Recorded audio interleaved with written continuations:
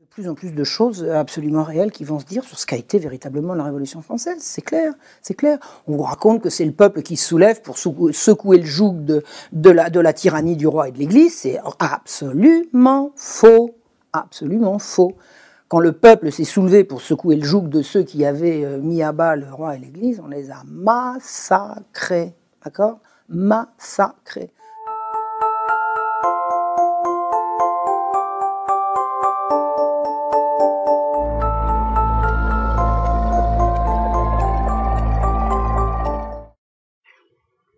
Quelle période de l'histoire avez-vous étudié en profondeur?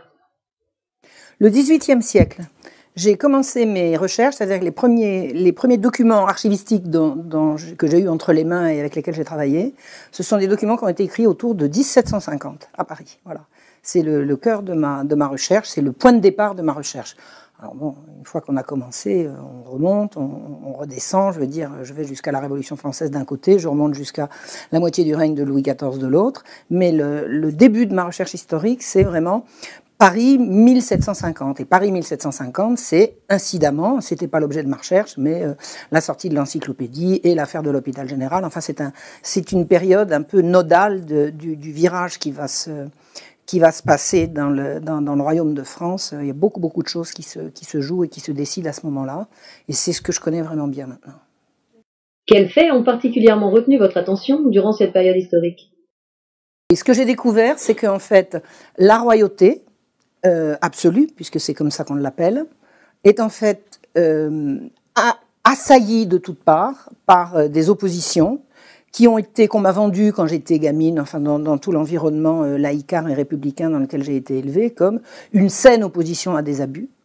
Alors il y avait l'opposition des parlements, l'opposition des philosophes des Lumières, et des parlements, c'est-à-dire des juges, l'opposition janséniste, l'opposition des magistrats contre l'absolutisme royal. Et ces deux oppositions se faisaient également contre l'Église. Donc effectivement, j'ai grandi dans l'idée que le roi était absolu, donc abusif, et que l'Église était toute puissante, donc abusive, et que les combats menés par les forces d'opposition, qui étaient soit la magistrature janséniste, soit les intellectuels des Lumières, étaient des combats libérateurs et émancipateurs. Bon, alors avec le nez dedans, on efface tout et on recommence. C'est-à-dire que c'est pas ça du tout. C'est pas ça du tout. J'ai tout remis à zéro. Ça n'est plus du tout ce que je vois. Je peux pas vous le résumer, mais enfin, la monarchie était assaillie par des salauds et l'Église a été accusée de crimes qui, quand elle ne les avait pas commis, étaient véritablement commis et par ceux d'en face. Donc voilà, j'ai vraiment c'est pas que j'ai eu envie de remettre les choses à l'endroit. Un historien, c'est quelqu'un qui va chercher dans les textes ce qui s'est passé. Si ce qui s'est passé, c'est pas ce qu'on m'a dit, bah, je me contente de dire ce qui s'est passé. Et ça heurte les gens qui voulaient croire ce qu'on avait dit avant, mais ça, j'y peux rien. J'y peux rien, chacun son problème. Le problème de l'historien, c'est de faire de l'histoire, c'est pas de faire plaisir. Et puis d'ailleurs, j'ai été la première à qui ça a déplu. Parce que quand vous croyez pendant 30 ans, 40 ans, 50 ans à des vérités premières et que vous apercevez qu'on vous a menti, c'est très, très, très désagréable comme impression. C'est très désagréable. Alors de deux choses l'une, soit on dit bon je veux pas le savoir, c'est des cons et on passe à autre chose, soit on se dit il y a un chien enterré là, comme on dit, il y a quelque chose à chercher, et moi c'est mon genre, à chercher, à fouiller, et ensuite à essayer de comprendre pourquoi quand vous amenez des vérités, c'est pas inédite, les historiens savent ce que je dis, hein, les historiens savent ce que je dis, mais les historiens ils n'atteignent pas, pour autant que je sache, le grand public, celui qui n'est pas historien. Donc vous avez à l'université des historiens qui savent un tas de choses, et vous avez un public qui pense exactement le contraire, et il n'y a pas de pont entre les deux. Pourquoi? Peut-être parce que des gens comme moi ne sont pas rentrés dans ce système-là avant, je ne sais pas. On nous ment tout le temps. Et l'histoire est un des moyens de démonter le mensonge. C'est à ça que je me consacre. Ça n'a pas été simple, hein, à l'université, on m'a fichu des choses trappes. Hein. Ça n'a pas été simple du tout. Mais quand on veut ce qu'on veut, en général, on y arrive. Et puis j'avais suffisamment de bouteilles pour voir arriver les coups et pouvoir les parer. Prenant sur moi, hein, on m'a fait rater 1 an quand même. Hein. J'aurais dû avoir le DEA en 1 an, je l'ai eu en 2. Belle chose trappe, enfin on en reviendra. On en reparlera un autre jour si vous voulez. Donc ce que je veux dire, c'est que l'historien, il est là pour restituer ce qui s'est passé. Et ce qui s'est passé, ça dérange immanquablement tous les gens à qui on a fait croire autre chose. Donc, selon vous, quelles seraient les véritables causes de la Révolution française? C'est le libéralisme. C'est la Révolution française, c'est la prise de pouvoir sur une société organisée en ordre dans laquelle le bien commun est une notion acceptée par tout le monde, dans lequel le roi a son rôle, la noblesse a son rôle, l'Église a son rôle, les travailleurs ont leur rôle, enfin chacun a son rôle, plus ou moins bien, enfin bon, je dis pas que tout baigne, mais c'est une espèce d'ordre établi, fondé sur le bien commun, et on le remplace par le profit. Le bien commun sera dicté par le profit, et non pas par les règles, non pas par les lois, non pas par la morale, non pas par Dieu, non pas par... Voilà. On va remplacer une société fondée sur le bien commun par une société fondée par le profit pour tous. Que le meilleur gagne. Le meilleur étant le plus fort, le plus immoral. Enfin bon, c'est pas comme ça qu'on nous l'a vendu, mais c'est comme ça que ça s'est passé. Moi, j'ai très bien vu dans les Lumières, c'est clairement le profit, la recherche individuelle du profit est un élément émancipateur, libérateur et de progrès. Voilà, c'est marqué comme ça. C'est marqué comme ça. Je l'ai trouvé, ça, je l'ai vu. Donc à partir de là, on fait quoi? Ben, on fait une société on laisse tomber, on fait tomber toutes les barrières, on prend comme liberté suprême la liberté du renard libre dans le poulailler libre, on écrase les petits, on diffame, enfin, je veux dire, c'est l'horreur. Alors qu'est-ce que c'est la Révolution française? Ben, c'est l'arrivée au pouvoir de ces gens-là. C'est tout. C'est tout, avec le peuple qui a résisté, et puis on les a trahis, enfin je veux dire, il faut l'écrire. Moi je l'écrirai pas, l'histoire de la Révolution française, il y a des tas de gens qui l'ont écrite. Hein. On vous raconte que c'est le peuple qui se soulève pour secouer le joug de la tyrannie du roi et de l'Église, c'est absolument faux, absolument faux. Quand le peuple s'est soulevé pour secouer le joug de ceux qui avaient mis à bas le roi et l'Église, on les a massacrés, d'accord? Massacrés. Le peuple n'est pas en cause dans toute cette... ce grand changement. Le peuple, il avait envoyé ses doléances dans les cahiers de doléances. Il a dit nulle part qu'on voulait supprimer les corporations. Il a dit nulle part qu'on voulait plus de droit absolu. Il a dit nulle part qu'il voulait plus de l'Église. Il a dit nulle part tout ce qu'on a fait. Et on lui a imposé. Et le peuple, il s'est soulevé. Hein, il s'est soulevé. Mais pas comme on a dit, pas contre qui on a dit. C'est tous mensonges et compagnie. Mensonges et compagnie. Et il y a des gens il y a encore des fabriques de mensonges à l'université. Hein. Il y a encore à l'université des gens qui planchent pour vous expliquer que ceci, cela, et que c'est pas vrai et tout ça. La vérité, de toute façon. J'ai expliqué ça quand j'étais en Algérie, il y a une quinzaine de jours. Petit souvenir, hein, je porte. J'ai expliqué ça. J'ai dit la vérité. C'est une image qui m'est venue comme ça brusquement. Hein, je l'avais pas préparée, mais je vous la ressors parce que je l'aime bien. C'est comme l'eau. Vous avez une grande citerne. Elle est rigoureusement étanche, d'accord? Donc l'eau est retenue, elle bougera pas. La vérité, c'est cette eau, là, et elle ne bougera pas. Si vous faites le plus petit trou dans la citerne, le plus minuscule petit trou dans la citerne, la vérité, l'eau, hein, va passer un tout petit peu, ça va commencer, et la citerne se videra à un moment ou à un autre. Vous ne pouvez pas, si vous voulez étouffer la vérité, il faut l'étouffer complètement, et complètement, ça n'existe pas. Ça n'existe pas. Vous savez, on peut mentir tout le temps à quelqu'un, et tout, mais c'est comme ça que ça se passe. Et à l'heure actuelle, je pense vraiment que les digues sont en train de s'ouvrir et que la vérité, sur tous les mensonges qu'on nous a baratinés, ça commence vraiment à circuler. Quelles en sont les conséquences dans notre quotidien? Et ces idées, c'est l'instauration du capitalisme comme étant la seule économie possible. On nous présente l'économie de marché comme étant la seule économie possible à laquelle on va opposer le communisme, alors que le communisme est arrivé derrière. Mais on nous fait croire qu'avant le capitalisme... Écoutez, c'est bien simple, avant la Révolution française, la France n'existe pas. Hein, c'est le trou noir. L'histoire de France, ça commence en 89, il faut arrêter. Donc, le 89, c'est l'arrivée du capitalisme comme économie officielle. Hein. C'est l'économie de marché, ça a été la libre circulation des subsistances, des biens et des personnes, ça a été voté dès le début par l'Assemblée dite constituante, hein, pour paraphraser Étienne Chouard. Les gars, ils sont auto-bombardés constituants, personne ne leur avait dit, puis ils commencent à rédiger une constitution pour laquelle personne ne les a mandatés, et puis hop, ils inventent la libre circulation des subsistances, etc. Ils imposent un capitalisme qui constitutionnalise. Et nous, le système dans lequel on est, alors bon, ça c'est pas fait en un seul coup, je vais pas résumer, mais je veux dire, le système dans lequel on est, c'est celui-là. C'est-à-dire que le capitalisme, c'est l'axiome de base, c'est la donnée de base au-dessous de laquelle c'est l'enfer. Mais les gens vivaient avant le capitalisme. La France vivait avant le capitalisme. Il y avait quelque chose avant. Et on nous le présente comme totalement inexistant. Avant la montée du capitalisme, il n'y avait rien. C'était l'obscurantisme, c'était le Moyen-Âge. Arrêtez le Moyen-Âge, c'est lumineux le Moyen-Âge. C'est lumineux le Moyen-Âge. Le Moyen-Âge, c'est certainement la période en Europe la plus brillante, la plus brillante. C'est magnifique le Moyen-Âge. Je ne l'ai pas étudié le Moyen-Âge, parce que on peut pas étudier sérieusement tout. Si on veut être historien, il faut vraiment... Mais chaque fois que je croise le Moyen-Âge, je suis ébloui. C'est magnifique le Moyen-Âge. Et c'est ce que les gens des Lumières ont voulu absolument éradiquer, effacer, écraser. Qu'est-ce qu'on nous raconte comme fadaise? Bon, alors c'est quoi? Le monde dans lequel on vit, c'est le monde capitaliste. Alors triomphant maintenant, il n'y a plus rien, hein, c'est absolument partout. Et tout ce qu'on a opposé en face du capitalisme, c'est le communisme, c'est l'opposition du même. Mais c'est bon. Et avant? Et avant?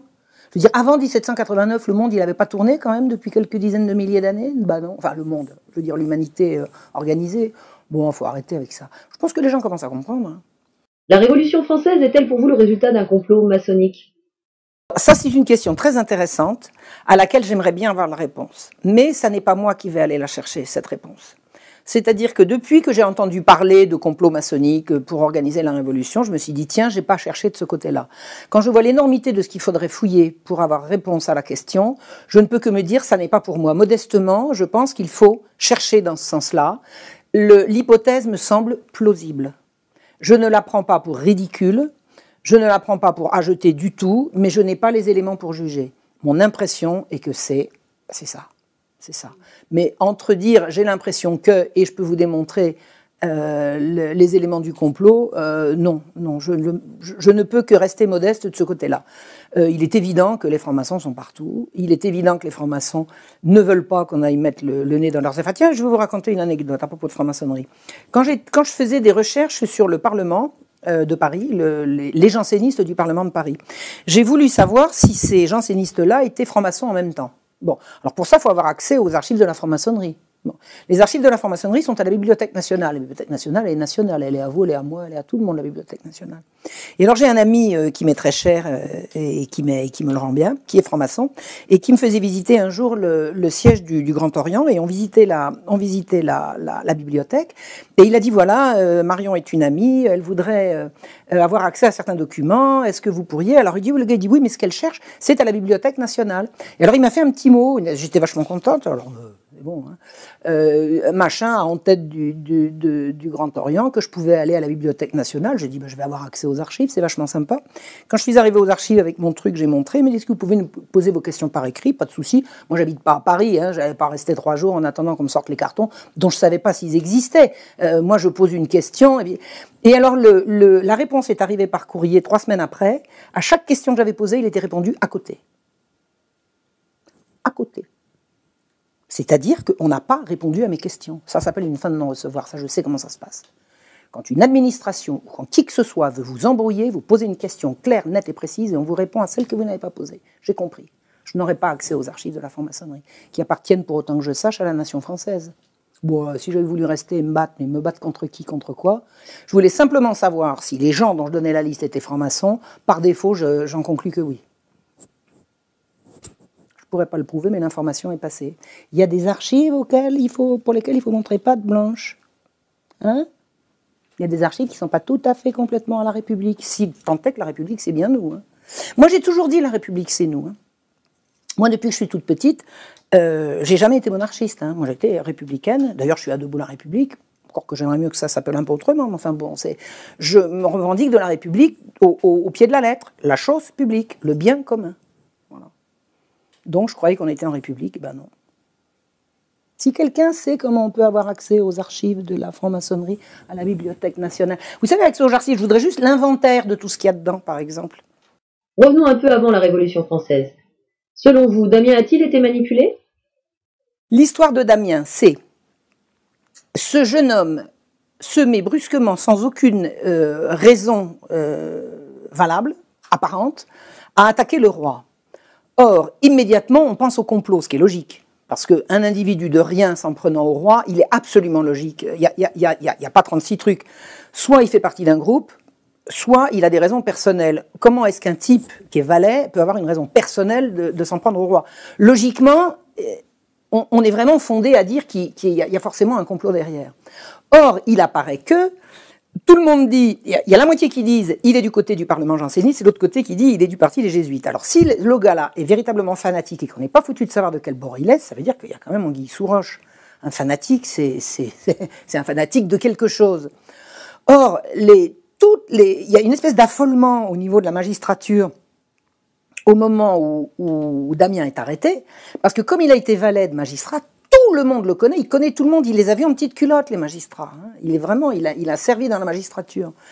Et penser que les magistrats aient pu se servir de Damien pour attaquer le roi, c'est une aberration. Il ne peut pas y avoir de complot des magistrats contre le roi. L'intérêt des magistrats, c'est certainement pas de tuer le roi qu'ils arrivent à manipuler comme une marionnette et de le remplacer par un dauphin bien encadré par les jésuites et qui va avoir plus d'autorité. Donc ça ne peut pas être les magistrats.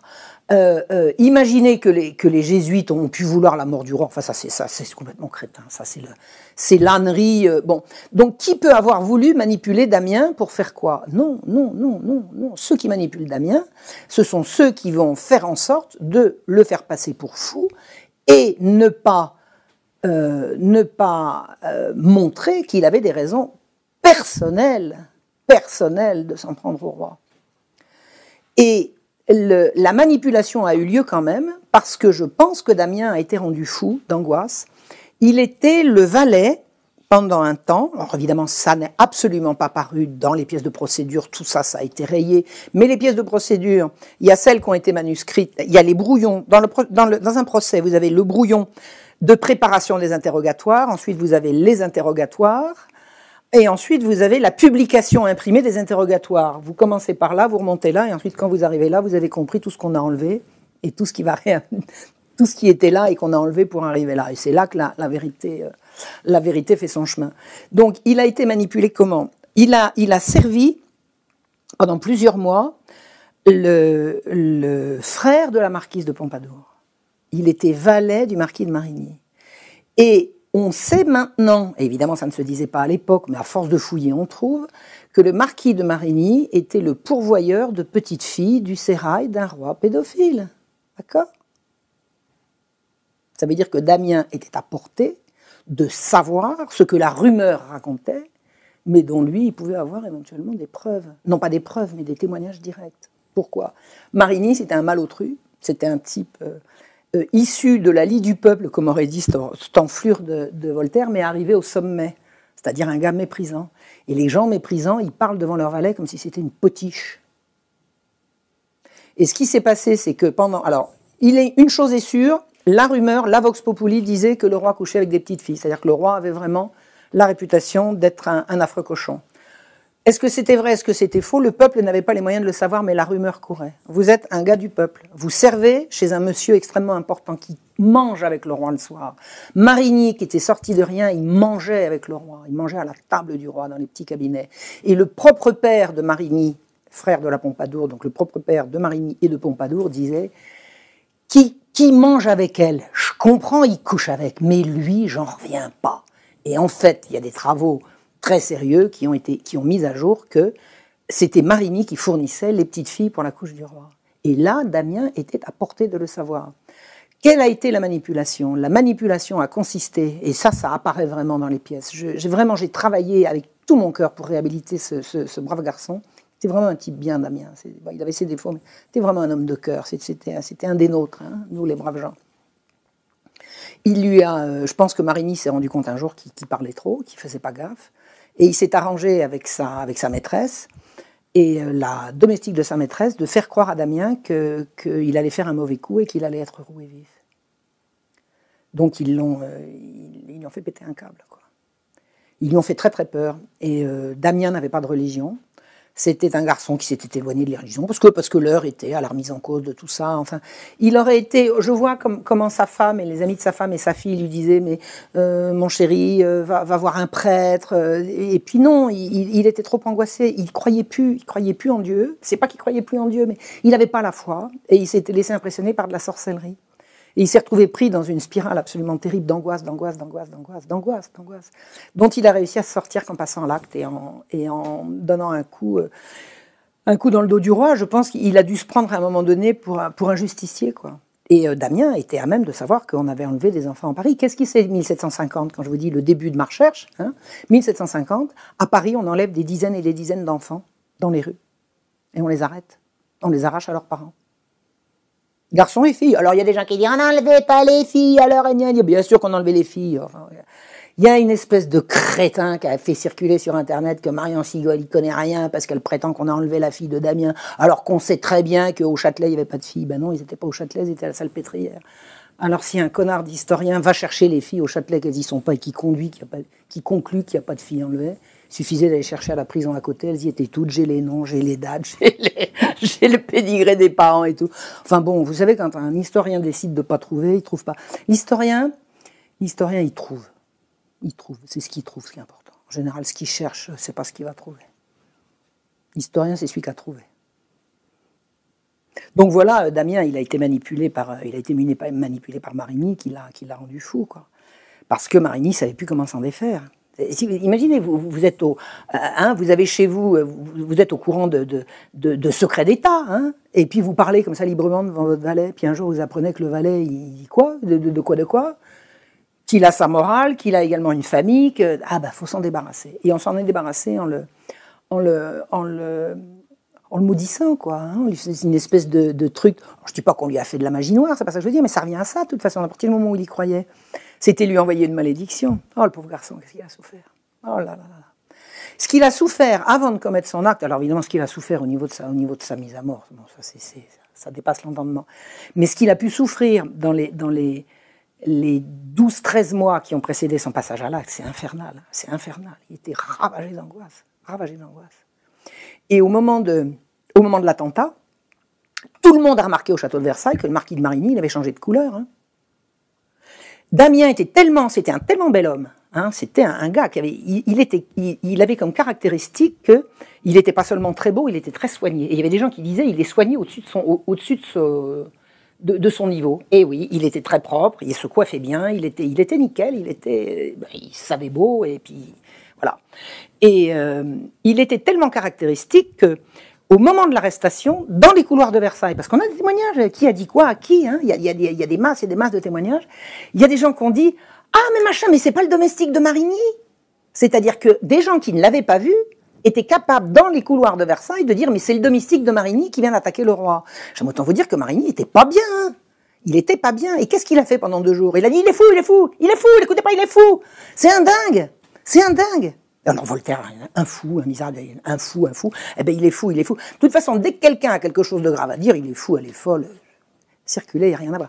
Dès que quelqu'un vous traite quelqu'un de fou, allez-y, allez chercher. Hein. Allez-y. Dès que quelqu'un de public est traité par quelqu'un de fou, c'est là qu'il faut fouiller.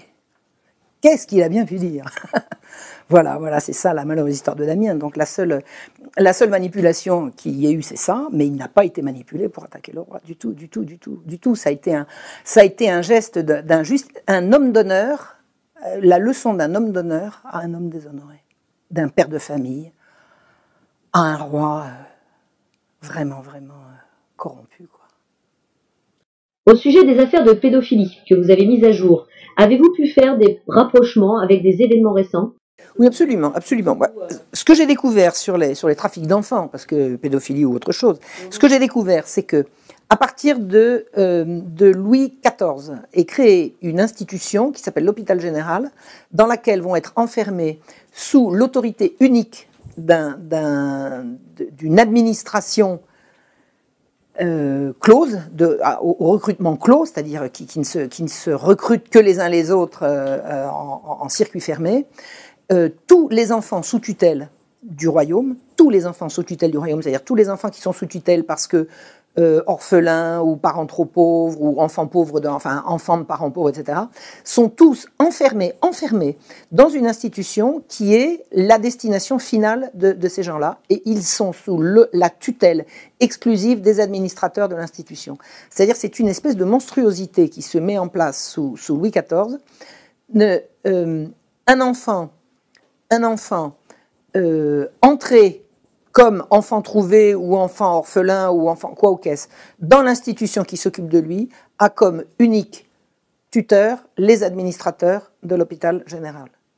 J'ai étudié les registres d'entrée et de sortie de cette gigantesque institution qui s'appelle l'hôpital général. Gigantesque, c'était une administration absolument tentaculaire qui avait des ramifications absolument dans tout le royaume. En étudiant les registres d'entrée et de sortie, à la fois sur Auxerre, un petit peu, mais sur Paris énormément, j'ai vu que cette institution se livrait à un épouvantable trafic d'enfants. C'est-à-dire que des enfants entrent dans l'institution, ce qui est leur but, ils en sortent, ce qui est impensable. Le sortir de l'institution n'est prévu à aucun moment par les statuts. Un enfant qui entre dans l'institution est censé y grandir et devenir adulte et en sortir avec éventuellement un métier ou un contrat de mariage ou un contrat d'apprentissage ou quoi qu'est-ce. Des enfants qui entrent dans l'institution n'ont pas à en sortir. Il n'y a plus de destination de sortie. J'ai mis à jour des milliers et des milliers et des milliers de sorties, non pas suspectes, c'est pire que suspectes, c'est potentiellement criminel. Vers où, vers quoi ? Impossible à dire pour le moment.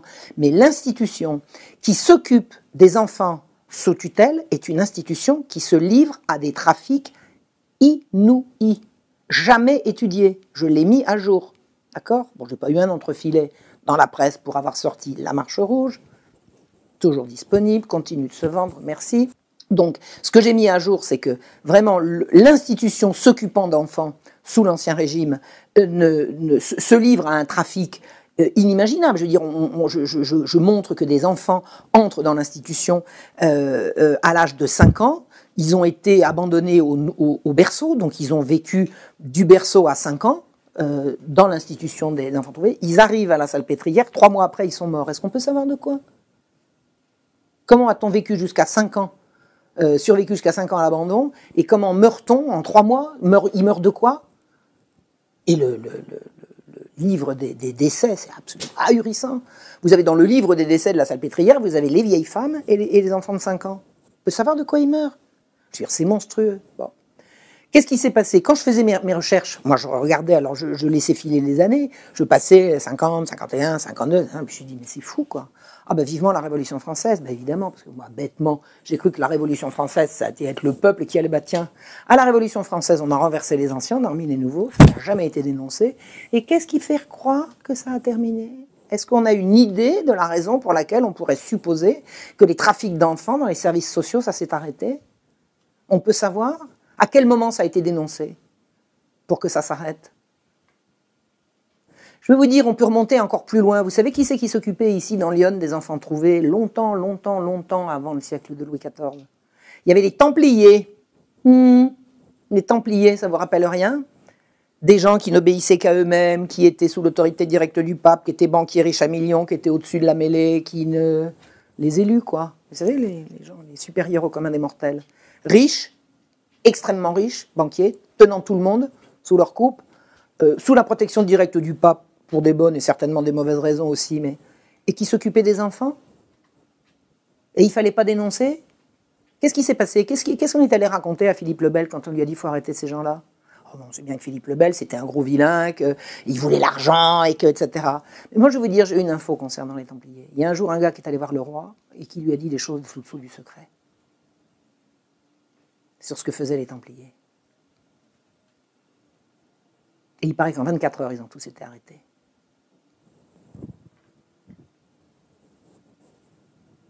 À suivre. À suivre. À fouiller, disons. À fouiller. Ce que je sais, c'est qu'un roi de France ne pouvait pas dénoncer publiquement un réseau pédocriminel. Aucun homme d'État n'a jamais publiquement dénoncé de réseau pédocriminel.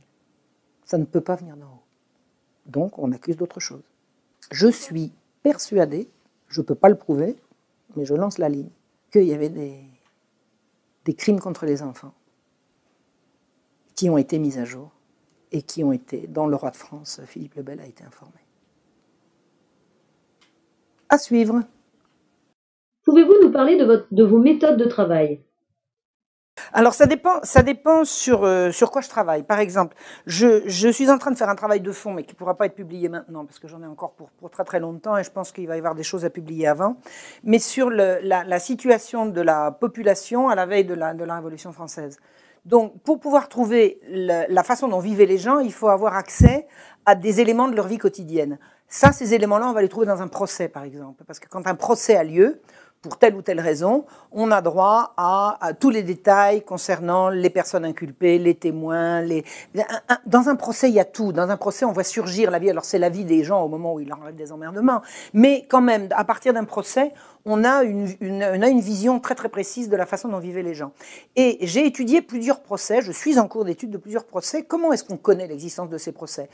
En matière d'histoire, il faut d'abord faire confiance à des historiens qui sont passés avant, qui ont parlé de tel ou tel sujet. Ces historiens, s'ils ont fait un travail sérieux, ce qui est le cas des historiens en général, ils citent leurs sources. On remonte à la source. Une source, ça peut être un autre livre, donc on prend l'autre livre en référence. Et dans ce livre, on va trouver la source, par exemple, tel procès à tel endroit. Donc là, à ce moment-là, je vais aux archives, je sors le procès et je commence à étudier dessus. C'est ce que j'ai fait pour les enlèvements d'enfants, c'est ce que j'ai fait pour différentes émeutes de la gare des Farines et également sur une émeute très importante qui a cours pendant la Révolution, et c'est les choses sur lesquelles j'ai un travail en cours. Donc, dans quelle mesure est-ce qu'on peut faire confiance aux sources? La source qui se trouve dans les archives, pas lui faire confiance, c'est pas comprendre ce qu'on fait. Ce qu'il y a, tous les témoignages d'un procès, toutes les dépositions, c'est ça, c'est avec ça qu'on fait de l'histoire. Maintenant, faire confiance aux historiens, non. Il n'y a pas de raison, a priori, de faire confiance aux historiens, mais il faut savoir, il faut faire confiance au fait que c'est pas une question de confiance. Un historien, il a donné un certain travail, et son travail consiste à donner une information et à la sourcer. C'est à partir de ce travail-là qu'on fait. Un historien ne peut pas travailler sans les autres historiens. Un travail d'historien, c'est un travail collectif. Le travail que je fais aujourd'hui, je le fais avec tous les historiens qui m'ont précédé. Mais un travail d'historien ne peut pas consister à compiler ce qu'ont fait les autres et en faire une synthèse. C'est pas ça. Il faut avoir lu tout ce qu'ont écrit les autres sur un certain sujet et après rajouter sa patte personnelle, aller chercher là où les autres n'ont pas cherché.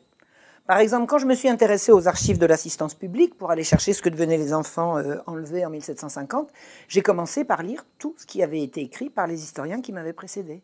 Absolument tout. J'ai fait une lecture exhaustive de tout ce que j'avais trouvé aux archives de la PHP. Et là-dedans, il n'y avait pas, personne n'avait fait le travail de la destination de tous les enfants qui entraient dans l'institution. Il y avait eu différents travaux qui avaient été faits sur l'origine des enfants entrant dans l'institution, mais le travail exhaustif d'extraire ce qu'ils devenaient sur une période donnée à partir de leur entrée dans l'hôpital général, ça n'avait pas été fait. Et c'est là-dessus que cette vérité-là m'est apparue. Et moi, ce que j'aimerais, c'est que maintenant, d'autres historiens, à partir de ce que j'ai fait, aillent chercher plus loin et aillent chercher encore, et que comme ça, la vérité va apparaître. Un travail d'historien, c'est forcément collectif. Je me suis amusée là récemment amusée parce qu'on a passé un très agréable week-end avec des jeunes d'égalité et réconciliation Bourgogne. On a passé un week-end à éplucher sur tous les livres destinés à la jeunesse qu'ils ont trouvés dans la bibliothèque municipale dans leur région, c'est-à-dire à Dijon et autour. Ils ont ramassé tous les livres à destination de la jeunesse et on s'est amusé à éplucher, à regarder ce qui était dit pour les Lumières et la Révolution. Ça vaut son déplacement quand même. Ça, il faut voir ça au moins une fois. L'histoire, c'est ce qui sort des textes. Qui dit quoi à quel moment? Un livre d'histoire qui dit ça, c'est une déclaration de un tel, ça c'est une étude, ça c'est ça de l'histoire.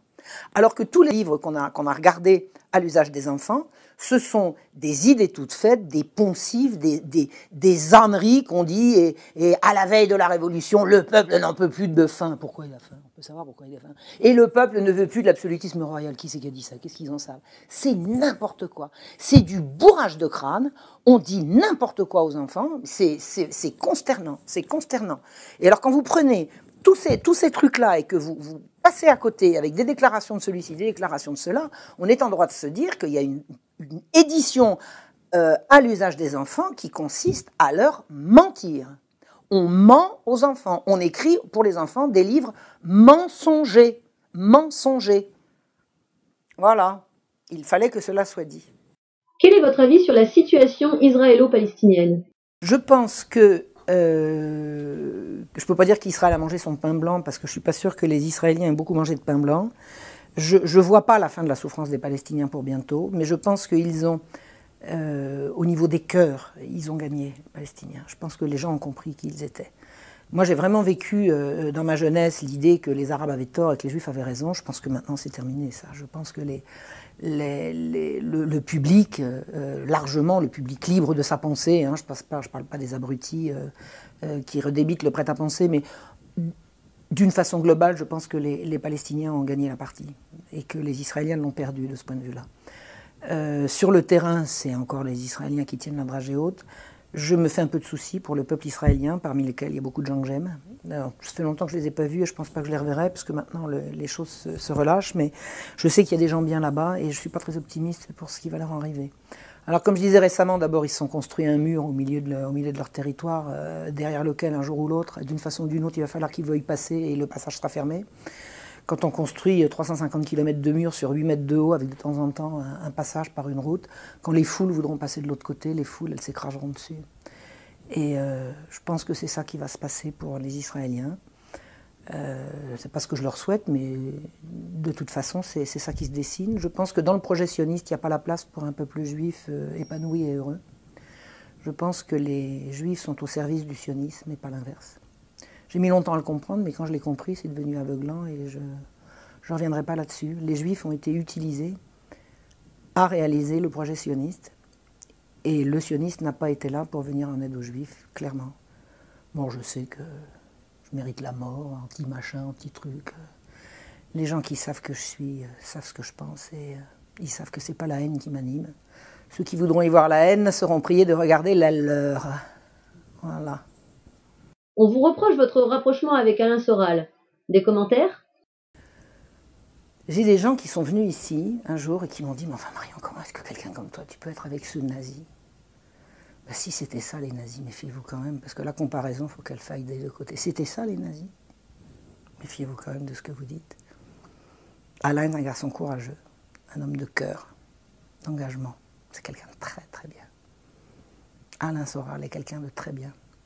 C'est pas uniquement parce qu'il est le premier à m'avoir tendu la perche. C'est aussi parce que je vois ce qu'il est. Alors si c'était ça les nazis, vachement ça. Ah non, on peut dire les choses pareilles. Concluez vous-même. Vos recherches révèlent des informations sans précédent sur cette période. Non. Non, il y a tous les précédents. Moi, j'ai fait des études trop isolées. J'ai fait mes études à partir d'ici. Donc, j'allais à la fac une seule journée par semaine, donc 9/10 dans les bibliothèques et les dépôts d'archives, et puis le soir à la fac, 1h30 avec le prof. Donc, j'ai vraiment fait... Je ne suis rattachée à aucune école. Vous savez, me posez pas trop de questions sur les différentes écoles, à la limite, je vais vous dire, je les connais pas. Donc, c'est pas... Non. Moi, j'ai fait de l'histoire à partir des textes, et je lis quand même ce qu'écrivent les historiens sur tel ou tel. Bon. Mais pour ce qui est de dénoncer Voltaire, par exemple, mais Voltaire est dénoncé depuis qu'il existe. Depuis que Voltaire écrit, il s'est trouvé des gens pour dire que c'était un affreux. Depuis toujours. Depuis toujours. Il y a toujours eu des gens pour le dire, pour l'écrire. Ça n'est pas repris médiatiquement. Mais dans les textes, on le sait. Bon, j'ai lu récemment, je vais vous donner c'est une question de médias, c'est pas une question d'édition. Vous voyez ce que je veux dire? On trouve tout sur Voltaire, mais il faut chercher pour tout. Alors d'abord, première chose, Voltaire, dans le texte, c'est hors de prix. Si vous voulez trouver du Voltaire non expurgé, parce que toujours Voltaire a été expurgé, d'emblée, même Condorcet, dès qu'il a commencé à vouloir éditer du Voltaire, il a viré tout ce qui était inadmissible, bon, pas publiable, bon, ça n'a pas arrêté. Vous avez l'édition la plus complète vraiment de Voltaire, c'est l'édition dont parle Henri Guillemin de Monsieur Besterman, qui était un Anglais, qui était fou de Voltaire. Alors c'est extraordinaire.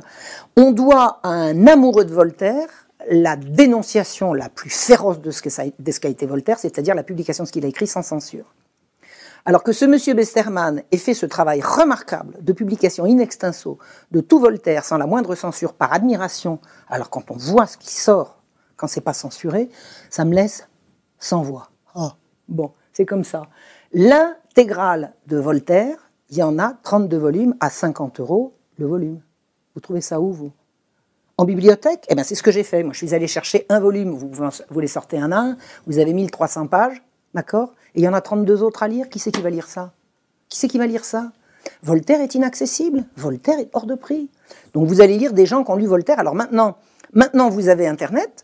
Vous savez que Voltaire a dit ceci, cela. Vous ouvrez les guillemets, vous faites la citation, vous fermez les guillemets et vous allez trouver des tas de trucs sur Internet, mais ça ne sera pas la version de Besterman. Alors un truc. Vous cherchez votre référence, vous regardez où ça se trouve, vous allez en bibliothèque, vous cherchez Besterman et là vous comparez. Et moi j'ai trouvé un truc comme ça. Par exemple, je vais vous dire ce que j'ai trouvé.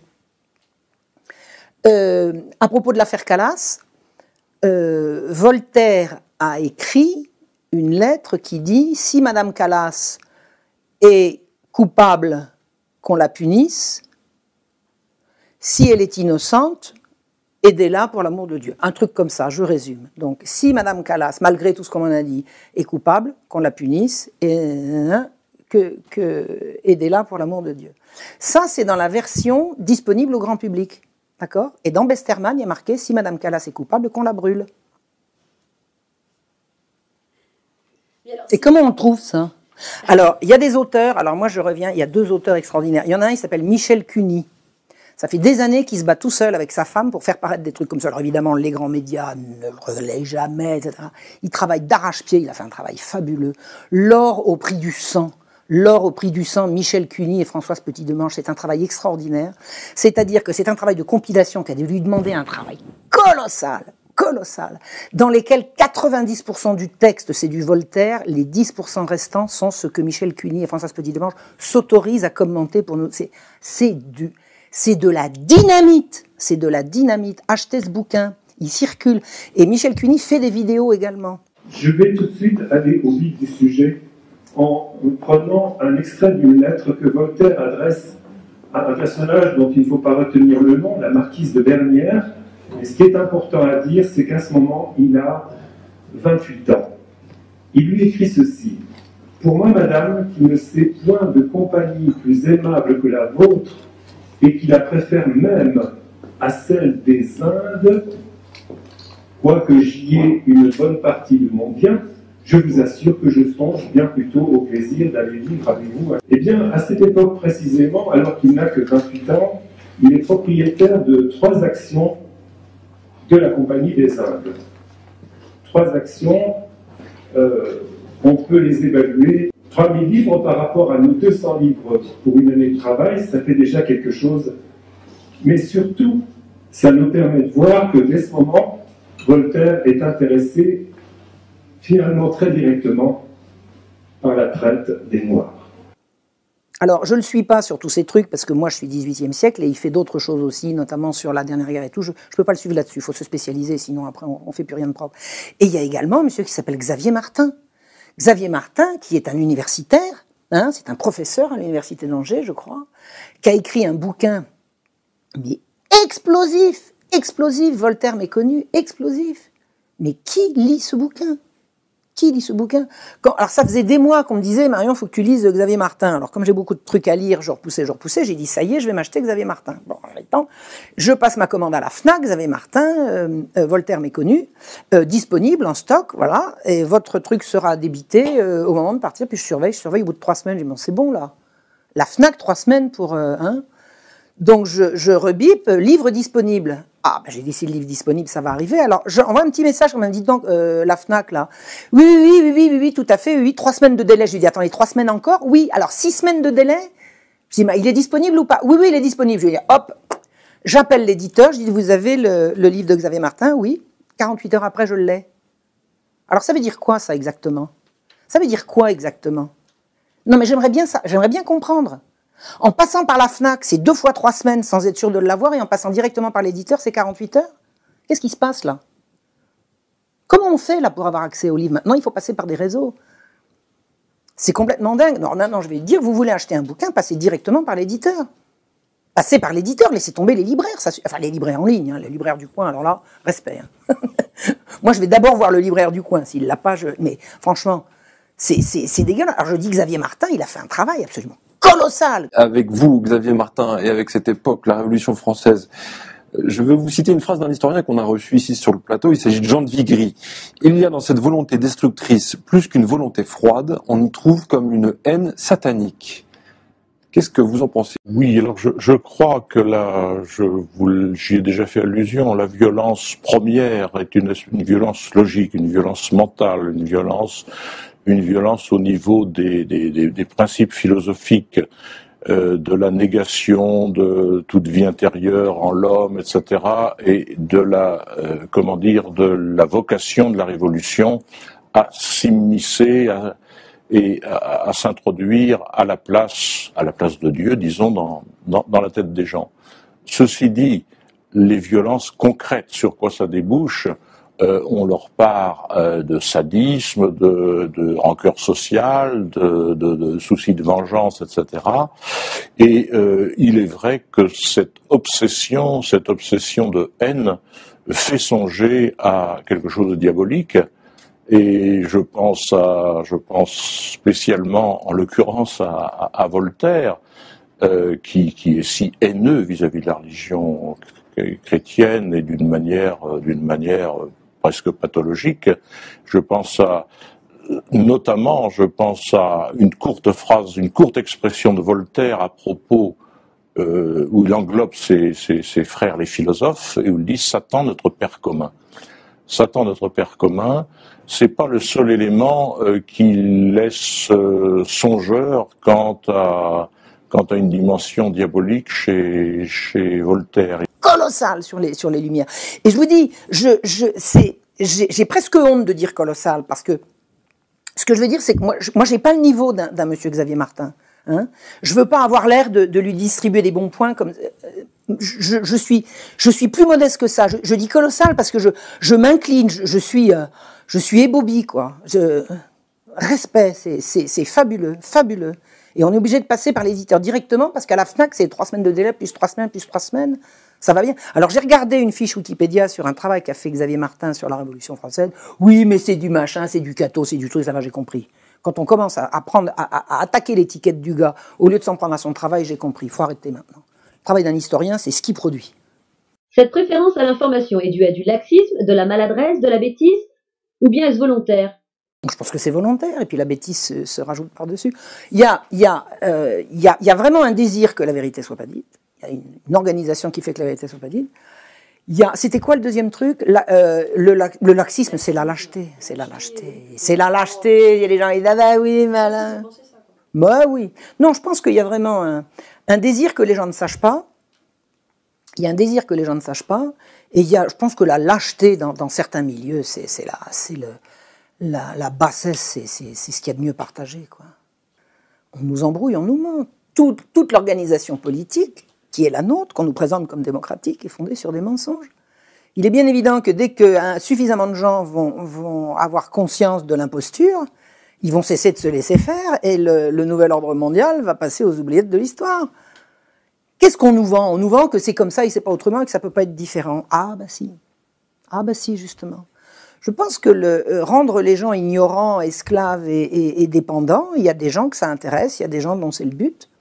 Et moi, je fais partie, comme vous, comme les gens qui nous regardent et que je salue, de ceux qui veulent que ça cesse. L'humanité est là pour être heureuse, pas pour lécher les bottes d'une petite élite autoproclamée de salopards pervers polymorphes et tout ce qu'on veut, qui ont décidé qu'ils étaient supérieurs à moi. Personne n'est supérieur à moi. Je suis supérieur à personne et personne n'est supérieur à moi. Quel parallèle faites-vous entre les mensonges que vous avez découverts et ceux que l'on pourrait éventuellement entendre aujourd'hui dans les médias? C'est les mêmes. C'est les mêmes. C'est les mêmes. Dans Mes braves gens, on s'occupe de vous. Moi, le mensonge le plus, celui qui m'agace le plus en ce moment, parce que je suis dessus, c'est tout ce qui a trait à l'Église catholique. Ah, ça, c'est absolument invraisemblable. Moi, j'ai grandi dans la religion catholique, donc quand j'étais jeune, j'étais tout à fait catholique militante, et puis j'ai appris, voilà, j'ai appris. J'étais bête, je pensais que l'Église c'était quelque chose de bien, j'ai appris que non, la pédophilie c'est venu après, mais que l'Église c'était l'Inquisition, que l'Église elle brûlait les gens, que l'Église elle voulait empêcher les gens de s'épanouir, que le but de l'Église c'était la domination, etc. Puis j'y ai cru. C'était bien rentré comme ça, j'y ai cru. Alors je faisais partie de ces cathos pendant un temps qui disaient « Moi je suis catholique parce que je crois au message évangélique, parce que c'est quand même un peu la base, hein. C'est quand même un petit peu, un rien, bon c'est quand même le message de Jésus, mais je suis contre l'Église. » Et il y a plein de cathos en France qui sont comme ça. Ils sont catholiques mais quand même contre l'Église. Pourquoi ils disent ça? Ils disent ça parce qu'on leur a tellement fait rentrer dans la tête que l'Église a commis tous ces crimes dont on leur fait la liste, qu'ils se disent « Ben oui, mais donc on n'est pas d'accord avec ça. » Mais mensonge, bon Dieu de bois, mensonge. Il faut reprendre un à un tous les crimes qu'on impute à l'Église, mais un à un et voir qui, quoi, quand. C'est ahurissant, quoi. C'est ahurissant. La domination de l'Église sur les âmes à l'époque de l'Ancien Régime, ça me fait rigoler. Je demande un exemple. L'Église, paraît-il, a censuré Diderot. Ah bon, c'était l'Église qui dirigeait le ministère de la librairie. Oh bon? Comment est-ce que l'Église a pu censurer Diderot? Ah oui, l'Église a donné son avis en disant qu'elle condamnait alors elle n'a pas le droit. Quand l'Église donne un avis sur une publication, on appelle ça censurer. Mais quand l'encyclopédie dit ce qu'elle pense de l'Église, c'est quoi ça? Mensonge, mensonge, mensonge. Il est temps que les cathos se réveillent, là. Il est temps que les cathos se réveillent. Quand les catholiques sincères, je dis pas les catholiques organisés comme... les gens qui se sentent comme moi, imprégnés de tout ce catholicisme qui a fait notre pays, quand ils vont se réveiller, on va remettre les pendules à l'heure, on va arrêter de mentir comme ça. Hein. Et il est temps que les catholiques se réveillent. On n'a pas séparé l'Église et l'État. À la Révolution française, on a soumis l'Église à l'État. Avant la Révolution, l'Église était autonome. Par le biais de la dîme qu'elle percevait et dont elle restituait les bénéfices en termes de tous les services qu'elle rendait à la population, elle était indépendante de l'État. À la Révolution française, on a fait la constitution civile du clergé. On a soumis l'Église à l'État. Donc on n'a pas séparé les pouvoirs, on a lié les pouvoirs à la Révolution. On a fait l'inverse. Comme il y a eu la guerre civile, ben oui, la guerre de Vendée, tout ça, il y avait des soulèvements partout. Napoléon a dit, bon, on va arrêter le truc, on va faire un concordat. Un concordat. C'est-à-dire qu'il est allé chercher le pape, il lui a mis le fusil sur la tempe en disant, vous allez signer là. On vous rendra pas tout ce qu'on vous a volé, mais en échange, on vous laisse l'éducation. Et pour le reste, toute l'Église est soumise à l'État. Toute l'Église est soumise à l'État. Le choix des prélats, la rémunération des prêtres, c'est l'État qui s'en charge. C'était pas comme ça avant. Donc, avant la Révolution française, il y a séparation de l'Église et de l'État, et après la Révolution française, il y a soumission de l'Église à l'État. Et en 1905, on arrive et dit, on va venir à bout de siècles et de siècles de domination de l'Église. Mais de rien du tout, d'un siècle de concordat obtenu par la violence. Eh ben voilà, faut le dire.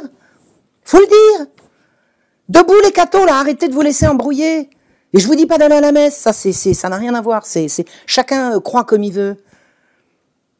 Oh là, j'aurais voulu avoir l'évangile, là, pour citer quelques trucs, là. Il y a des merveilles là-dedans. Il y a des merveilles là-dedans. Je suis effarée, je pense que, non, je sais pas quoi dire, là. Je suis je suis triste, je suis perplexe, je pense que, parallèlement à ça qui est grave, dont je ne sais absolument pas ce qui va sortir, je crois, je sens qu'il va y avoir un réveil de gens comme moi. Je me prends un peu comme pas comme un poisson pilote, comme un... Oh, je sais pas comment dire. En général, ce que je ressens, c'est avant que ça se passe, quoi. Je sais pas comment vous dire. J'ai été alertée des affaires de pédophilie 4 ans avant l'affaire Dutroux. C'est-à-dire, j'ai commencé à parler de réseaux pédophiles et de trucs comme ça qui m'ont mené à mes recherches, hein, puisque j'ai voulu comprendre les enlèvements d'enfants. 4 ans avant que la pédophilie se mette sur les... Je sens les trucs. Voilà.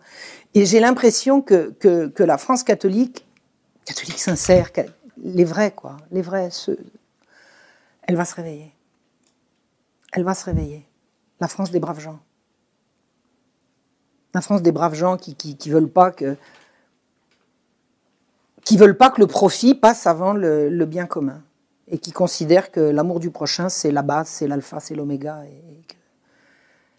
et qu'au-dessus, c'est le soleil. Quel était le rôle de l'école avant et pendant la Révolution française? Quel est-il aujourd'hui, selon vous? L'Église, c'est toujours elle qui a fait la classe. C'est toujours l'Église qui a fait l'école. Alors, axiome numéro 1. Avant, les enfants, ils savaient pas lire, ils savaient pas écrire, et puis la fructification, elle était complètement analphabète. Ah bon? Tiens donc, c'est pas vrai. Il y avait des écoles partout en France et c'était l'Église qui s'en chargeait. Donc l'Église a toujours enseigné à lire, à écrire et à compter aux enfants de France. Toujours. Alors ça, moi, si on me le dit, je suis pas obligée de le croire, mais quand je fais une étude sur les enlèvements d'enfants à Paris et que j'ai 1 témoignage, 2 témoignages, 10 témoignages, 15 témoignages qui dit mon petit a été enlevé au retour de l'école et les enfants s'en sont pris à des enleveurs d'enfants à la sortie de l'école et que j'ai 10 témoignages du maître d'école qui dit ce matin j'avais la moitié de mes élèves parce que etc. Je vois bien qu'il y avait des écoles partout et que les enfants allaient à l'école et ils allaient pas à l'école pour apprendre qu'il fallait se soumettre au roi et puis qu'il fallait être gentil avec les possédants dents, ils apprenaient à lire, à écrire, à compter, ils apprenaient qu'il y avait un Dieu, ils apprenaient qu'il y avait Jésus, ils apprenaient qu'il y avait la Sainte Vierge, ils apprenaient le corpus de ce qui est notre culture, notre civilisation, notre monde, et ils apprenaient à lire, à écrire et à compter. Et tous les gens que j'ai vus dans tous les témoignages des enlèvements d'enfants, il y en a les 3/4 qui signent correctement. Donc s'ils signent, c'est qu'ils ont appris à écrire. Et s'ils ont appris à l'écrire, c'est qu'ils étaient à l'école. Et la fille de Damien a été enlevée sur le chemin de l'école. D'ailleurs, elle était enlumineuse, donc elle savait bien écrire. L'école a été reprise par la puis avec tout l'école de Jules Ferry. Alors on dit, l'école sera gratuite, laïque et obligatoire. Alors gratuite, elle l'était déjà. Laïque, elle ne l'était pas parce qu'elle était religieuse. Je vois pas en quoi c'est mieux, et obligatoire. Il y avait une obligation de faire des écoles dans l'Ancien Régime. Il n'y avait pas d'obligation d'y envoyer ses enfants. C'était pas la loi d'envoyer ses enfants à l'école, mais c'était la loi de leur mettre à disposition une école.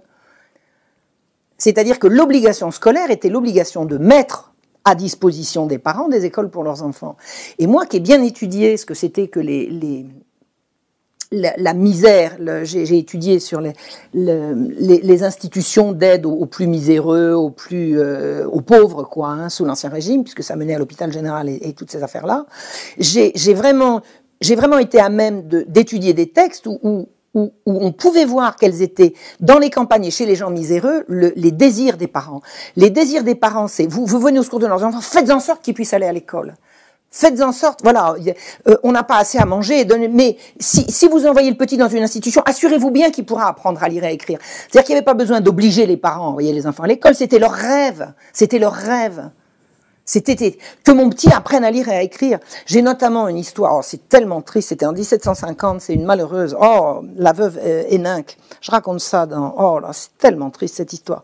C'est une malheureuse veuve qui était blanchisseuse et je l'ai racontée sous forme romancée dans mon livre sur Damien, mais c'est une histoire authentique. C'est une malheureuse veuve qui un jour, on vient tambouriner chez elle et on vient lui dire debout, levez-vous, on vient chercher votre gamin. Elle dit mon gamin de quoi? Et ils sont venus enlever son gamin chez elle. Et ça faisait plusieurs jours qu'il y avait un flic qui la harcelait, puis qui lui disait vous êtes disputé avec votre gosse et tout. Enfin, il y avait des flics qui étaient autour d'elle et autour du gosse. Et le but, c'était d'enlever le gamin. Et ils ont inventé n'importe quoi pour lui enlever ce gamin. Bon, alors, il y avait des machins, il y avait des réseaux de pédérastie. Enfin bon, tout ça, c'est avéré. Hein. Tout ça, c'est avéré, c'est clair. Enfin bon. Et ils ont fini par lui enlever son gamin en l'accusant après coup d'avoir volé des mouchoirs à la sortie de la mettre, des trucs comme ça. Et cette malheureuse veuve, elle est allée dans tous les coins. Alors son gamin, à la fois, il allait à l'école le matin et puis l'après-midi, il l'aidait. Elle était blanchisseuse, alors il lui portait le linge. Enfin, il aidait maman, quoi. Et elle a fini par savoir qu'il l'avait mis à Bicêtre et puis je sais pas où. Moi, je l'ai retrouvé, son gamin. Oh, c'est infernal.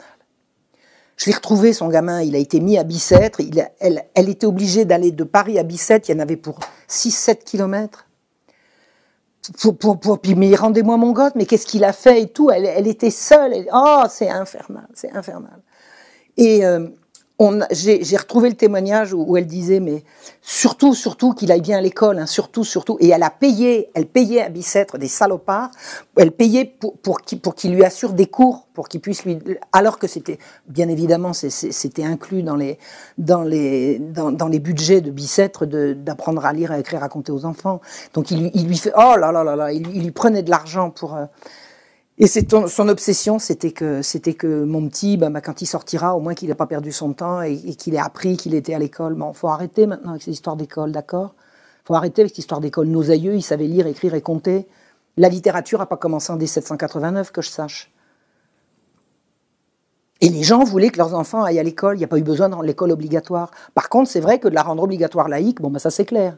Pour faire passer le machin républicain et que la vie a commencé en 1789. C'est bientôt fini, ça. Hein. Il n'y en a plus pour long. Hein. Il n'y en a plus pour long. Le mythe de 89, là, à mon avis, encore quelques années, il va plus rien rester. Mais c'est pas, il va plus rien rester. Je suis pas pour qu'on remplace un mythe par un autre. Là, faut aller aux sources. Mais il y a des gens sur Internet, des petites gamines qui me disent où est-ce que je peux trouver ça? J'ai dit allez chercher sur Google. Ah j'ai trouvé un truc. Regardez, Madame Sigaud, j'ai trouvé ça. Je lui dis non, ce que tu as trouvé, c'est ce que j'ai dit. Elle me dit c'est pas bien. Je lui dis non. Trouve la source de ce que j'ai dit. Alors elle me dit, ça y est, j'ai trouvé. Et hop, j'ai dit, ça y est, t'as compris maintenant. Et tu continues comme ça. Connaissez-vous le mouvement des récentistes? Si oui, qu'en pensez-vous? Oui, oh, c'est n'importe quoi. Les récentistes, ils vous racontent qu'il y a 1000 ans de trop dans l'histoire. Ben, comme par hasard, c'est les 1000 ans de christianisme triomphant sur l'Europe. Non, allez, arrêtez avec ça. Les récentistes, c'est pas des historiens. Quelqu'un qui fait de l'histoire, c'est quelqu'un qui est historien. Bon, alors on peut être historien diplômé ou historien amateur, mais le principe de l'histoire, c'est de remonter le fil à partir de documents. J'ai lu plusieurs trucs récentistes, je me suis appuyé de le lire. Quand on n'a pas envie de hurler de rire, on a envie d'envoyer une paire de claques, quoi. Non, non et non. Non et non. C'est du délire. C'est du délire qui conclut d'ailleurs que maintenant, une fois qu'on aura bien démontré tout ça, on comprendra que l'église par-ci, l'église par-là, c'est encore une attaque contre l'église catholique, ça. Qui est présenté d'ailleurs comme ayant financé des moines qui auraient recopié des connes. Ah, rien. Non, non, pas de temps à perdre. Par contre, pas de temps à perdre, mais j'aimerais bien, comme il s'agit du Moyen-Âge, j'aimerais bien que des gens, j'aurais pas le temps de le faire, et je ne suis pas médiéviste, j'aimerais bien que des gens se mettent en contact, que des médiévistes se mettent en contact entre eux pour reprendre ces trucs-là et les démonter une bonne fois. Mais je crois que les médiévistes, pour l'instant, ils haussent les épaules en disant qu'ils n'ont pas de temps à perdre, mais s'il y aura peut-être un travail à faire. Appel aux historiens médiévistes, faites un truc là quand même. Essayez. Moi, si je pouvais, si c'était ma période, ça serait déjà fait. Mais je ne vais pas me lancer dans le Moyen-Âge compte tenu de ce que ça implique comme lecture que je ne ferai pas par ailleurs. Donc, appel au peuple, cassez-moi ce truc-là, c'est n'importe quoi. C'est pas n'importe quoi, je pense que c'est très très mal intentionné. C'est très très mal intentionné. Et séduisant. Je comprends que des esprits ouverts, ça j'en connais, hein, j'ai parmi les gens que j'aime bien, des gens qui disent non, il faut voir, c'est des gens que je respecte, donc... je pense qu'il faut aider ces gens-là à ouvrir les yeux, et il faut être historien pour ça. Donc, appel aux historiens médiévistes. Concernant l'avenir, et compte tenu de votre connaissance de la Révolution française, pensez-vous que les conditions actuelles sont réunies pour déboucher sur une situation identique à celle de 1789 ? Non, c'est tout à fait différent. C'est tout à fait différent. Je pense qu'il y a eu... La Révolution, c'est des gens qui ont décidé de renverser un pouvoir protecteur pour le remplacer par un pouvoir... par l'économie de marché. Donc c'était pas le peuple, ça venait pas de la base, c'était vraiment organisé en élite. C'est l'élite qui s'est organisée, hein. C'est l'élite qui s'est organisée. Alors il y avait l'élite religieuse, ceux qui étaient élus, qui avaient la grâce, et puis il y avait l'élite intellectuelle, agnostique ou déiste. Enfin déiste, c'était une tarte à la crème, c'était pour pas avoir l'air de... Enfin bon, ceux qui ne se référaient pas à Dieu et qui se référaient à la raison. Ces gens-là ont voulu renverser le trône et l'autel, ils l'ont renversé. Bon, ce qui se passe aujourd'hui, c'est l'inverse. C'est-à-dire que toutes ces élites sont au pouvoir, ils tiennent absolument tout, et c'est la base qui monte. C'est la base qui monte, c'est le peuple. Ça ressemble à rien de ce que j'ai connu, de ce que j'ai étudié. Ça ressemble en rien. Je vois pas. Non, je pense que les dictatures, on les a eues. Les dictatures, Non, je pense que ce qui se prépare, ce qu'on est en train de vivre, c'est totalement inédit. Je pense que c'est totalement inédit. Le retour d'un roi, si le peuple reconnaît en quelqu'un, je ne sais pas. Personnellement, ça ne me choquerait pas. C'est pas ce que je désire ni ce pourquoi j'œuvre. Mais si ça se présente et que les gens le veulent, moi je suis une grande démocrate, une vraie là, hein, Vox Populi, Vox Dei. Je ne sais pas ce qui peut se présenter. Ce que je sais, c'est que ça me semble être non pas comparable à ce qui s'est passé en 89, mais pratiquement l'inverse. Hein. Moi, je verrais ça plutôt, je peux me tromper, mais je verrais ça plutôt l'inverse. C'est-à-dire que tous les gens qui ont été écrasés à cette période-là, ils remuent encore. Vous parlez de quelque chose d'inédit. Comment voyez-vous ça ? Les réseaux d'information, ce que vous faites là. Regardez, moi, pendant 30 ans, j'ai pas fait une télé, jamais on a relayé. J'ai écrit des bouquins dont on me disait qu'ils étaient vachement bien. Personne ne les relayait, personne. J'ai été ostracisé, j'ai été complètement mise à l'écart. Voilà, je rencontre un gars courageux qui s'appelle Alain Soral, qui me passe la parole. Et blam, ça y est, ça fuse de tous les côtés. Ça veut dire que j'ai véritablement un public, ça veut dire que mon intuition est la bonne. Ce que je dis, il y a un public pour l'entendre. Et si on m'a empêché d'atteindre le public, c'est que ce que je dis est important. Donc, ça veut dire que je dis pas que je suis importante, hein. Je suis un élément du truc, mais je sais très bien que je suis pas la seule, on est quand même des milliers. Tout ça, ça circule, tout ça, c'est en train de se mettre en place. Et moi, j'ai fait les 2 manifestations contre le mariage pour tous. Dans des manifestations comme ça, on reste des heures dans la rue, on parle avec les gens, on parle. C'est la France profonde qui vient de tous les coins. On parle.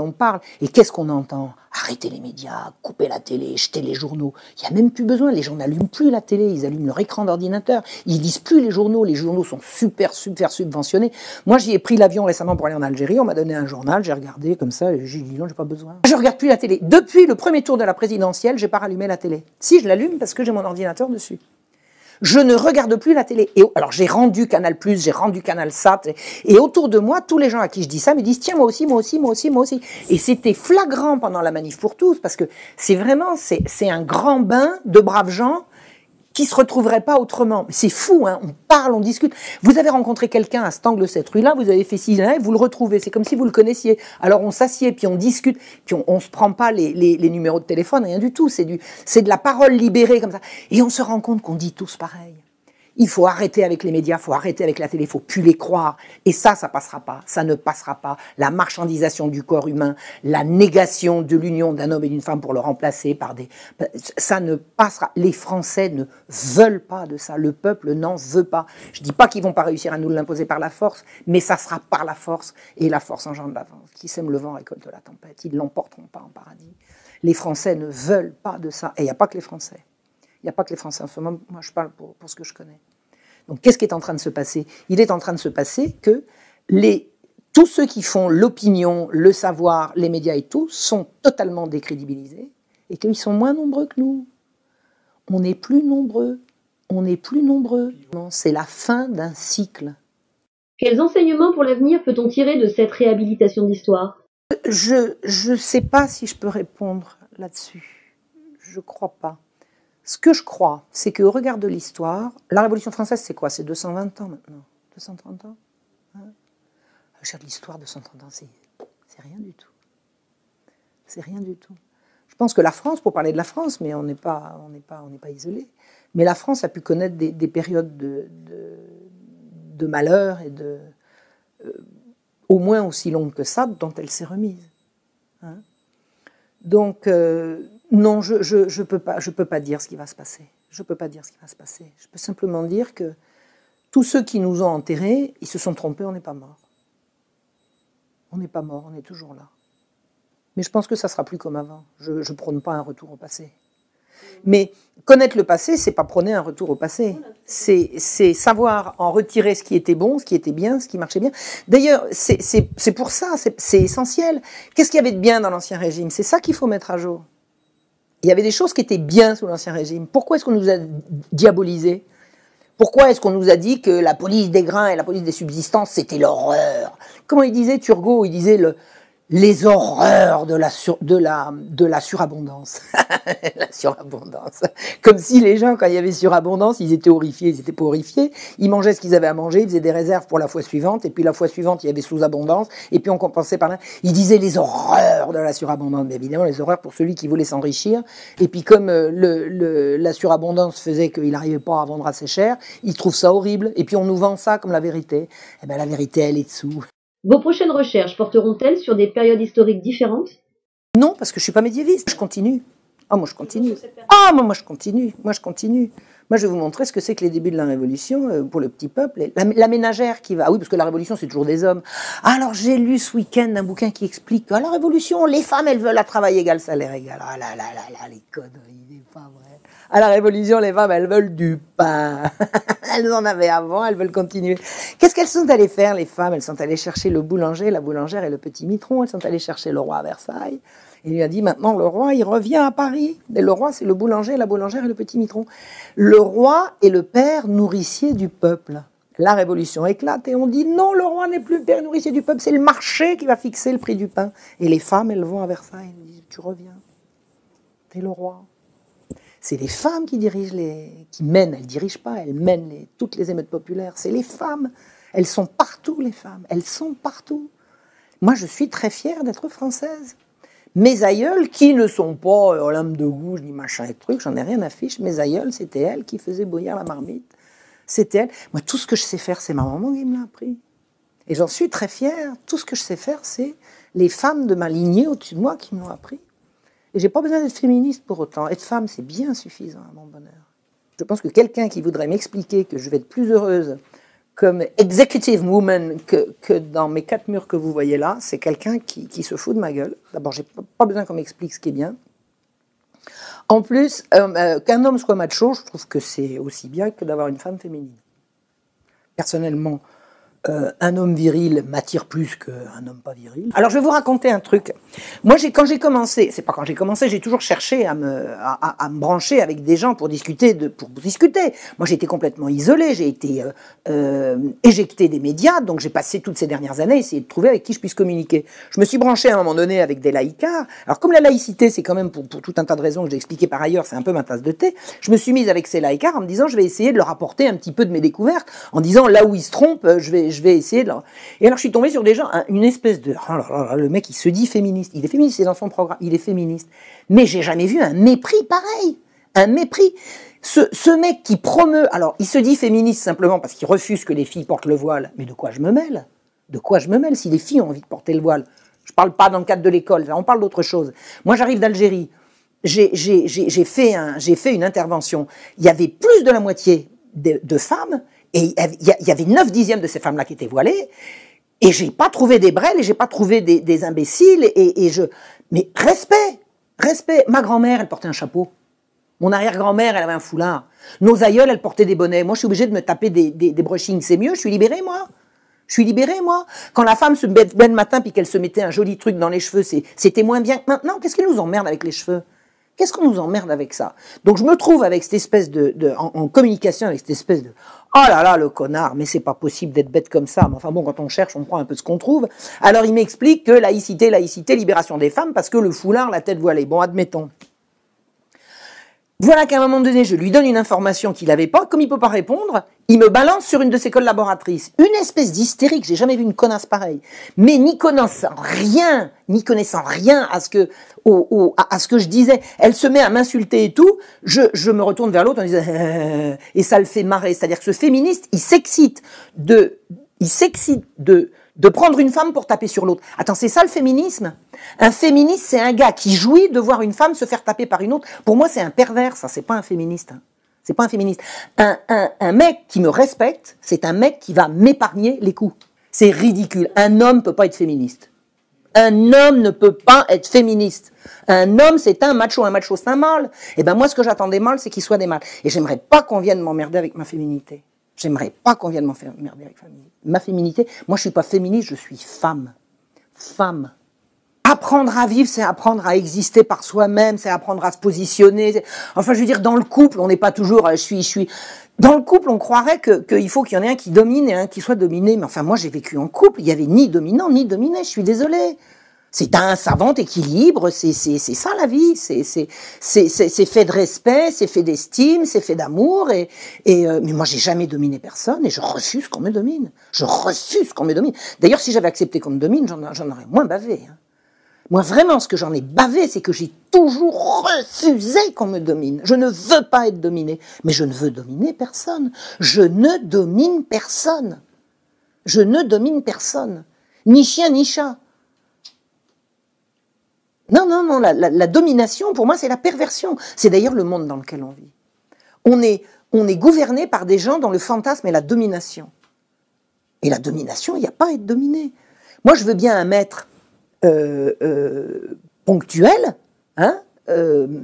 sur un truc précis. Par exemple, pour apprendre l'histoire, je me suis fié à mes maîtres, d'accord? Mais je ne me suis pas laissé dominer. C'est ponctuel, c'est précis, c'est les compétences, et puis c'est un passage. On n'est pas l'égal, l'élève n'est pas l'égal du maître. On est bien obligé de passer par des apprentissages, d'engranger et de faire fructifier ce que ceux qui sont passés avant nous ont donné. Ça implique qu'on n'est pas tous égaux, mais ça n'implique pas qu'on soit dominé par qui que ce soit. Parce qu'on grandit. On évolue, on se tire vers le haut, on commence par recevoir, après ça on donne, enfin c'est tout l'apprentissage de la vie. Je pense qu'on est gouverné par des grands malades, je pense que c'est la maladie des gens, c'est la maladie de l'humanité.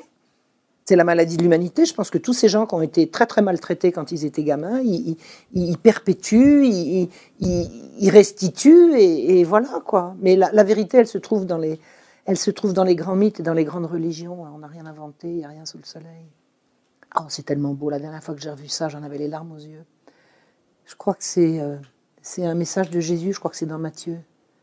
Et celui qui viendrait à scandaliser le plus petit de ses enfants, enfin, c'est un passage extraordinaire, où Jésus explique que c'est quand on s'attaque aux enfants qu'on s'attaque à l'essentiel, quoi. C'est l'humanité dans ce qu'elle a de plus pur, de plus généreux, de plus donnant, recevant, aimant, spontané et fort. Ouais, ouais. Moi, j'ai un côté enfant, enfin, sans faire de psychologie, j'ai un côté enfant que j'ai vraiment réussi à sauvegarder. C'est à 100%. C'est vraiment le truc dont je suis fière, quoi. C'est-à-dire que toute ma spontanéité, qu'on n'a pas arrêté de me culpabiliser, on me traitait d'hystérique, par exemple, quand je pousse un cri de joie, hystérique, non, c'est pas ça, hystérique. Quand j'ai eu ma maîtrise, je téléphone, j'avais mention très bien. J'étais parti avec l'idée que je pouvais rien faire. Je passe ma maîtrise, mention très bien. Je téléphone. Ouais, ça va, calme un peu ton hystérie. Un copain. Non, il m'a pas dit ça comme ça. J'ai dit, oh bon. Alors j'envoyais des SMS partout. Ouais, tralala. Spontanéité, le bonheur, la joie de vivre. Hein, bon. Et non, c'est 2 jours après. Je rappelle le copain en question, il me dit, oui, au moment où tu m'as envoyé ton message hystérique. J'ai dit quoi? Je lui dis, c'est ma joie de vivre mais tu sais que l'hystérie, c'est une maladie? Je te semblais malade, là? C'est monstrueux. C'est monstrueux. On casse, on salit, on avilit tout ce qui est beau, tout ce qui est spontané. Non, la retourne, ça va se retourner, ça. Je pense vraiment que les gens vont comprendre, quoi. Un bon éclat de rire, eh ben c'est bon, puis ça se partage. C'est pas, là, ça me rappelle, quand il y avait des manifs pour la Palestine, j'avais participé à une manif, c'était je sais plus où, et puis il y avait des jeunes Palestiniens qui dansaient une dabka, et puis alors il y avait une espèce de gauchiste, de connasse qui s'approche puis qui dit « Ça vous empêche pas de rigoler pendant que là-bas ils crèvent ?» Je dis « Attends, là, j'ai dit c'est des Palestiniens, là, ils dansent, ils sont heureux, ils sentent qu'on les soutient, et toi tu les emmerdes, parce que là-bas, mais tu sais que ceux de là-bas, s'ils pouvaient être là, tu crois qu'ils aimeraient pas culpabiliser les gens de prendre du plaisir licite, qui fait du mal à qui? Qui fait du mal aux mauvais coucheurs. Ça, alors là, alors tout ça, moi, tout ce milieu gauchiste, là, qu'est-ce que ça peut être? C'est mortifère. Ah la vache, c'est mortifère, c'est dégueulasse. C'est dégueulasse. Et ce qui est complètement ahurissant pour moi, c'est de voir que ce sont eux les mortifères qui accusent l'Église d'avoir prôné la renonciation au plaisir. Alors que c'est l'inverse. C'est l'inverse. La joie, le plaisir, la joie, ça en fait partie. C'est eux qui passent leur temps à culpabiliser. Alors par contre, ce qui leur reste, c'est le sexe mécanique, quoi. Les relations sexuelles à travers le trou du mur, là. Quelle horreur! Quelle horreur! Oh, quelle épouvante! Debout les filles, vous n'êtes pas obligées, là. Oh là là, vous laissez pas faire les filles. Romantique, restez romantique, ne vous inquiétez pas. Un petit mot concernant vos dernières conférences? Oui, je viens de faire une série de conférences. C'était très sympa. La première conférence que j'ai faite à Marseille, je l'ai faite avec Salim Laibi. Alors Salim, je le suivais de loin. J'avais envie de le connaître. Je lui ai passé un coup de fil. Il me dit ouais, tu vas venir faire ça à Marseille. Donc j'ai fait ça au mois de juin dernier. Et puis depuis, on est allé à Toulon. Et puis là, on va se revoir à Paris. Moi, j'ai un élan vers ce garçon. Salim, t'es vraiment un gars bien, quoi. C'est vraiment. Donc on a été invité par Johan Livernet. Donc Johan Livernet à Toulon, c'est catholique, mais vraiment traditionnaliste. Enfin, je veux pas mettre d'étiquette sur Johan parce que je voudrais pas mettre la mauvaise, mais c'est vraiment un catholicisme, alors que je respecte parce que je suis quelqu'un de respectueux, mais dans lequel je me reconnais pas, je me retrouve pas du tout.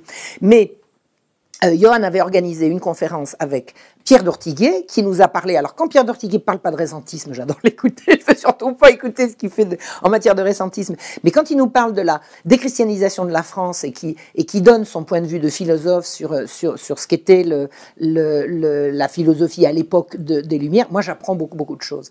Donc il y a eu à Toulon cette conférence avec moi qui ai parlé de la guerre des juges contre l'Église, Pierre d'Ortiguet qui nous a parlé de la déchristianisation et ce cher Salim qui nous a parlé de il est vraiment génial, qui nous a parlé de son livre sur la faillite du monde moderne. Et le lendemain, à Nice, il y en a eu une autre. Et alors là, Johan Livernet est intervenu. Il a parlé pareil, de la déchristianisation de la France, mais à partir de textes. Lui, c'est vraiment son point de vue tout à fait de catholique engagé. Et ensuite, il m'a repassé la parole pour parler de nouveau de cette fameuse guerre des juges contre l'Église. À la suite de quoi, il y a eu une interview. Enfin, moi, je suis vraiment sur une lancée. Ça fuse de partout. Et c'est grâce à l'affreux macho, vous savez, le mec horrible, nazi, comment on dit, comment il est Alain Soral. Il y a tous les vices, ce garçon. Ben, antisémite, bien sûr. Et quoi d'autre? Merci Alain.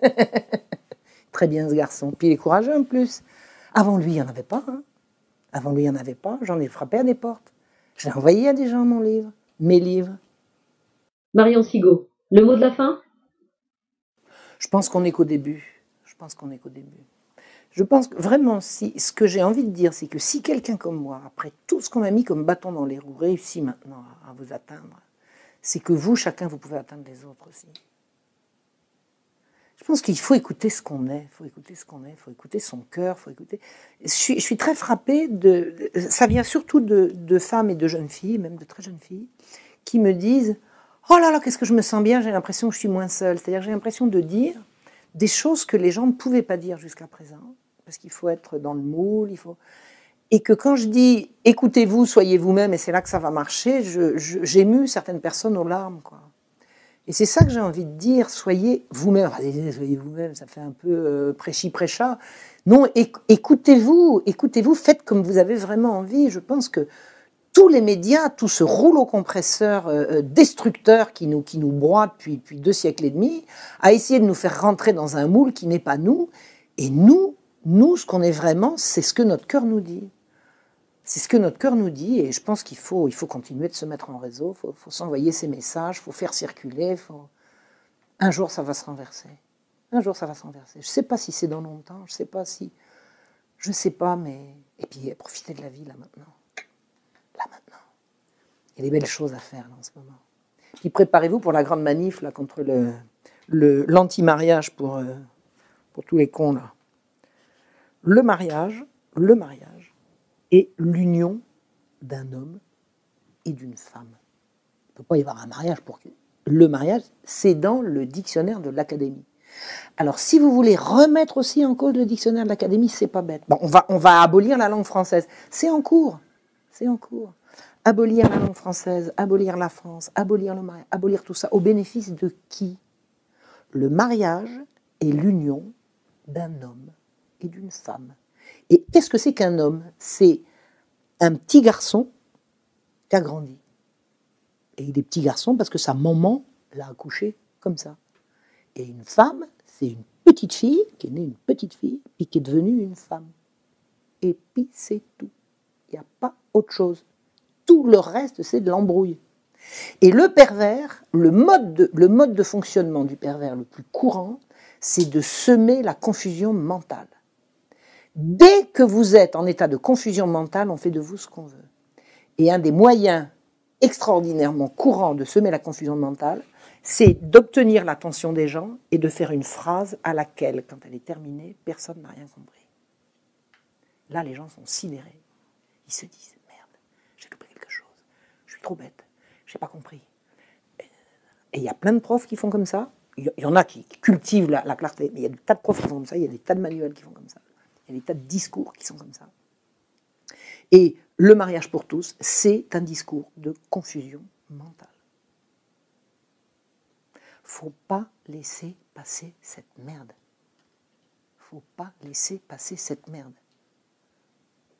Faut lutter contre l'homophobie. Je ne sais pas ce que c'est. Vous connaissez l'homophobie? C'est quoi l'homophobie, en fait? Homo, ça veut dire identique. Phobie, c'est peur, panique.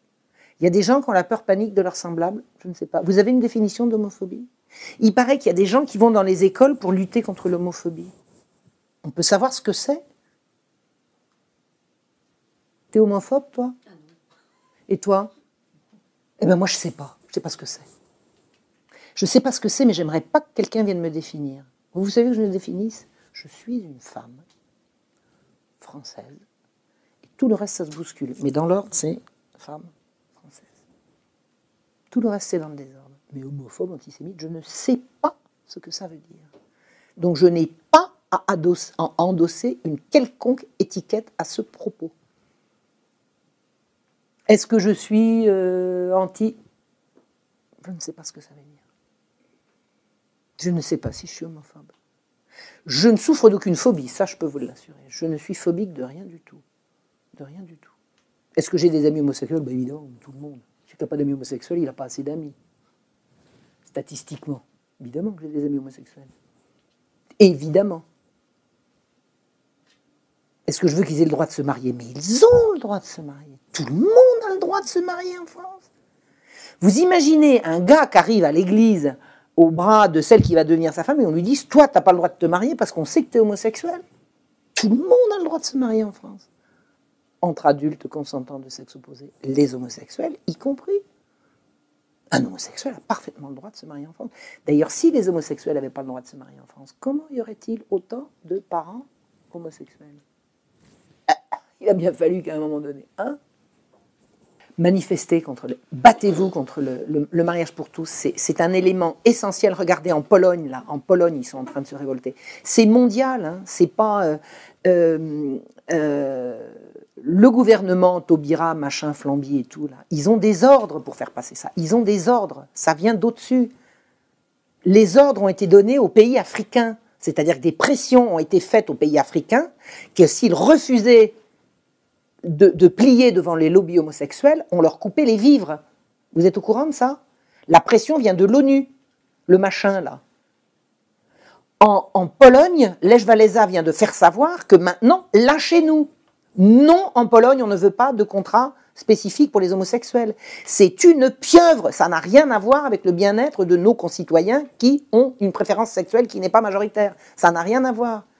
Il y a une machine mondiale qui a décidé de briser la famille qui est la seule protection possible pour les enfants. Quand on aura fait sauter le seul verrou susceptible de protéger les enfants, tout sera possible. Protéger le mariage, c'est protéger les enfants. Souvenez-vous, réseau pédocriminel, ça passe les siècles, même les rois les plus puissants n'ont pas eu jusqu'à présent les moyens de les dénoncer. C'est à nous maintenant. Ils veulent passer en force. Ils sont en train de passer en force. Une pétition de 700 000 lettres, ça a été rejeté. Ils veulent. Ces gens-là sont aux ordres. Ils ont des ordres. Je ne veux pas croire que François Hollande, qui a fait 4 enfants à Ségolène Royal, soit d'accord avec ça. Il obéit à ses maîtres. C'est tout.